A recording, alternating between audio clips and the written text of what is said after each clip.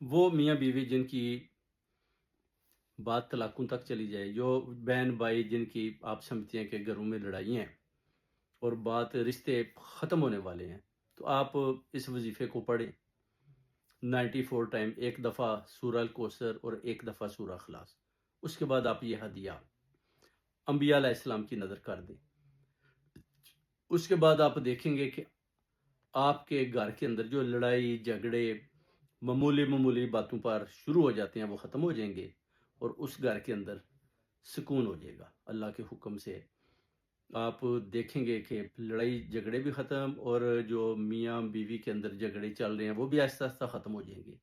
کہ یہ جو دو الفاظ ہیں ان کے اوپر آپ پڑھیں، اور ان میں اتنی برکت ہے کہ آپ سوچ بھی نہیں سکتے کہ ان کے پڑھنے سے فرشتے جو ہے نا آپ کے لیے دعائیں مانگتے ہیں، اور اپنے پر مار کر آپ کے راستے صاف کر کے کسی قسم کی بندشیں ہیں وہ بھی ختم کر دیتے ہیں، اور اس کے بعد اگر کوئی ایسے معاملات ہیں وہ بھی آپ کے فوری طور پر حل ہو جاتے ہیں، اور جو لائف ہے، زندگی ہے، وہ ایک صحیح ڈائریکشن کی طرف چلنی شروع ہو جاتی ہے، جس کی آپ توقع کر رہے ہوتے ہیں کہ اگر میری لائف ایسے چلے تو اس میں سکون ہے، اور بالکل لائف ویسے ہی چلنا شروع ہو جائے گی، اور گھر میں خوشیاں آنی شروع ہو جائیں گی۔ بچوں کی پرابلم، میاں کی پرابلم، گھر نہیں ہے، جھگڑے ہیں، بچے بات نہیں مان رہے، بیٹیاں نہیں بات سن رہی، گھر میں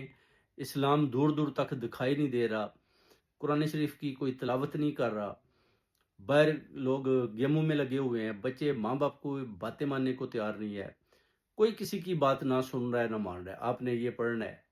94 ٹائم، ایک دفعہ سورہ الکوثر، ایک دفعہ سورہ اخلاص۔ اس کے بعد دیکھیں گے کہ انشاءاللہ بچے بھی آپ کے تابع دار ہو جائیں گے، اور آپ کے گھر کے اندر خوشیاں آنی شروع ہو جائیں گی، خوشیوں کا سما ہو جائے گا۔